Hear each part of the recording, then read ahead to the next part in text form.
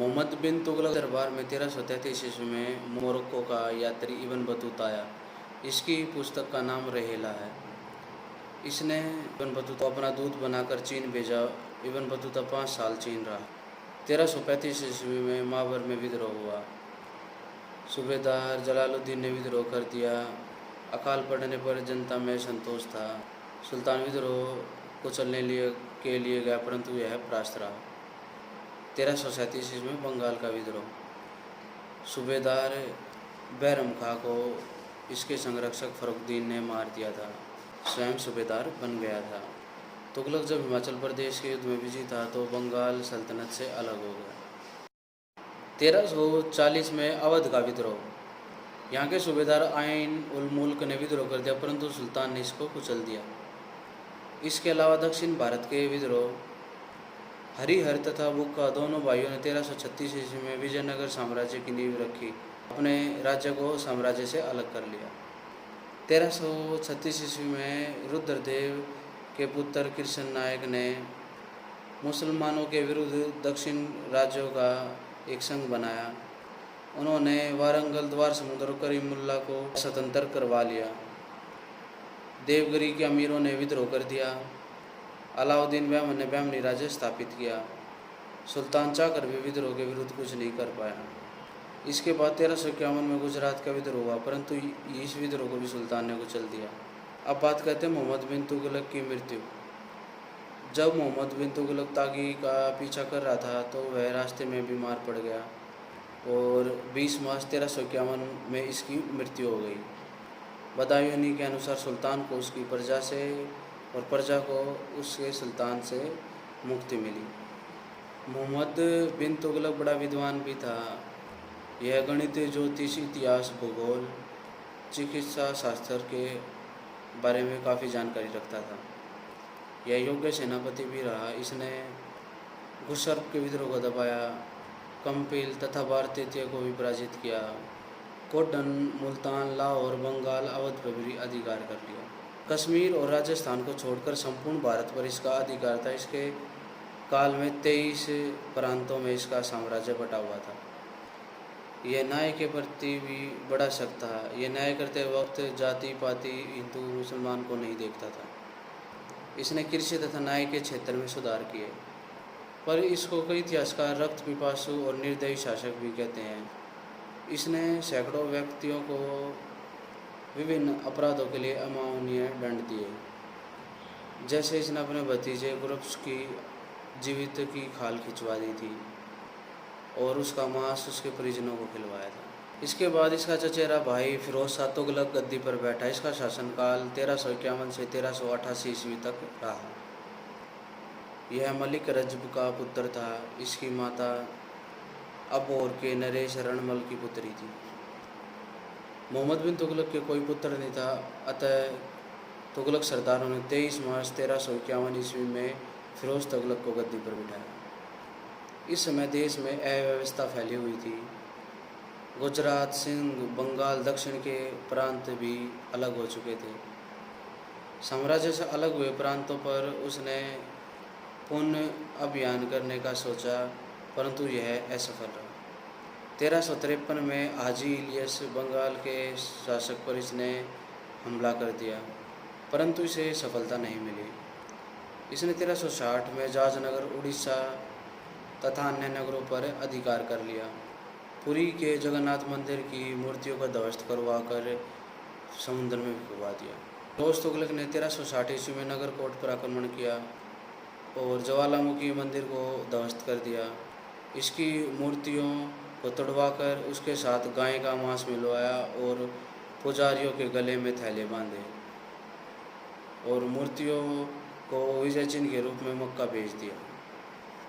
इसने 1362 या 66 में ठट्टा के शासक जाम पर विजय प्राप्त की। इसने ख्वाजा हिसामुद्दीन की मदद से भूमि तथा किसानों की स्थिति को सुधारा। जो मोहम्मद बिन तुगलक से जो ऋण लिया गया था, इसने अकाल के समय माफ़ कर दिया। भूमि की जांच पड़ताल करके माल गुजारी काफ़ी कम कर दी। सिंचाई को सुव्यवस्थित किया। राजस्व विभाग के अधिकारियों को रिश्वतखोरी से बचाने के लिए उनके वेतन बढ़ा दिए। इसने नहर का भी निर्माण करा। इसके अलावा नहर सिंचाई वाले राज्यों पर कुछ % कर बढ़ाया। इन सुधारों से गांव की स्थिति सुधरने लगी और कृषि व्यवस्था विकास हुआ। इसने 5 नहरें, 150 कुएं, 50 बांध बनवाए। इसने ज़्यादातर करों को समाप्त कर दिया। दिल्ली के चारों ओर बाग बगीचे लगवाए। यह इस्लामिक कानून के अनुसार न्याय करता था। हिंदुओं को कठोर दंड देता था। इसने जागीरदारी पद्धति अपनाई। घुड़सवार व उनके अधिकारियों का पद पैतृक बनाया। इसने आधी जीतल व चौथाई जीतल आदि के छोटे सिक्के चलाए तथा पुराने सिक्कों में सुधार भी किया। इसने फिरोजाबाद, हिसार, जौनपुर आदि बनवाए।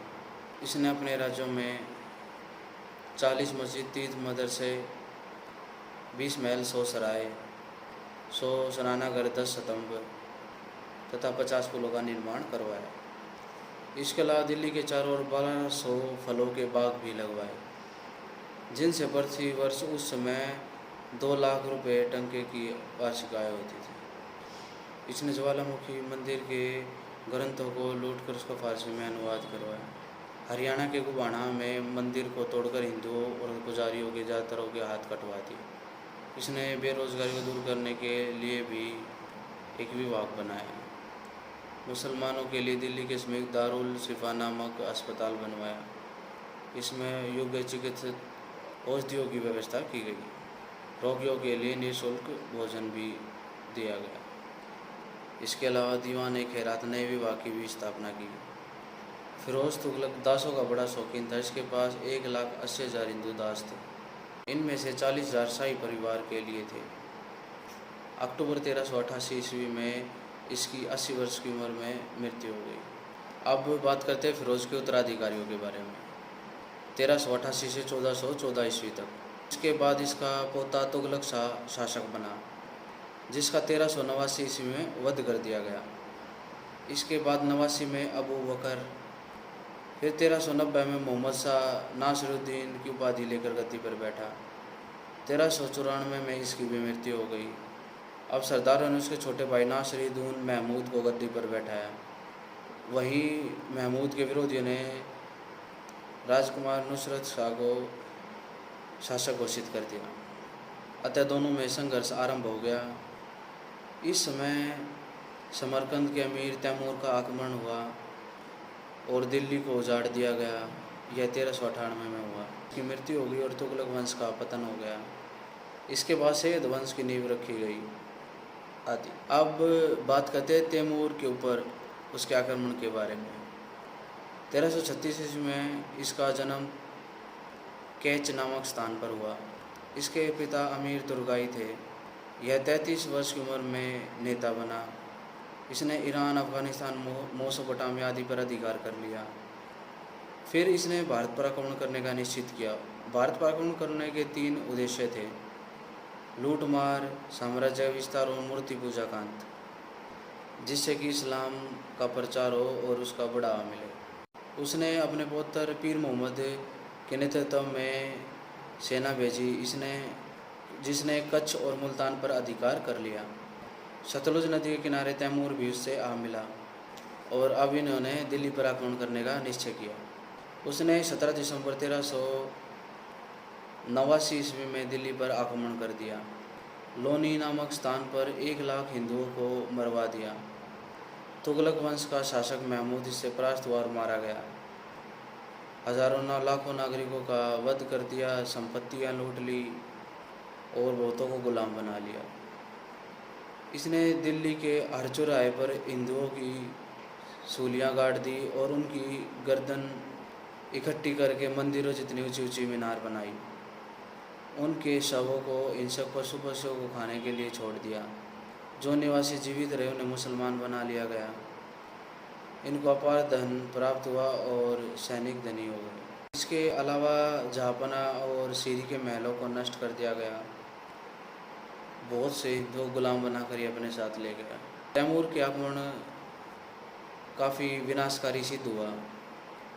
तैमूर ने लाखों भारतीयों को मौत के घाट उतार दिया, अपार धन लूट ले गया। इसके अलावा जन धन की बहुत हानि हुई। इसके कारण दिल्ली उजड़ गई, अराजकता फैल गई, मालवा, जौनपुर, गुजरात और भी बहुत से प्रांत स्वतंत्र हो गए। इस आक्रमण से तुगलक साम्राज्य का भी पतन हो गया। लाखों शवों के सड़ने से दिल्ली में महामारी फैल गई। इसके बाद अकाल पड़ गया, जनता की स्थिति दयनीय हो गई। तैमूर के इस नरसंहार से सब कुछ नष्ट हो गया। खिजर खां को पंजाब का गवर्नर बना दिया गया। इसने बाद में दिल्ली में शैद वंश की स्थापना की। तैमूर के आक्रमण से बाबर का आक्रमण का मार्ग आसान हो गया। तैमूर ने भी बहुत से मंदिरों का ध्वस्त करवा दिया था। बहुत से हिंदुओं को मार दिया गया, लाखों हिंदुओं को मार दिया गया, उनके घर पत्नियों को लूट लिया गया, लाखों को दास बना लिया गया। बहुत से सुंदर कलात्मक भवन नष्ट कर दिए गए, जिससे कि भारत की कला, साहित्य आदि को भी बहुत नुकसान पहुंचा। तैमूर के आक्रमण ने अधमरे तुगलक वंश को जड़ से उखाड़ फेंका और अब तुगलक वंश का पतन हुआ और शैद वंश की स्थापना हुई।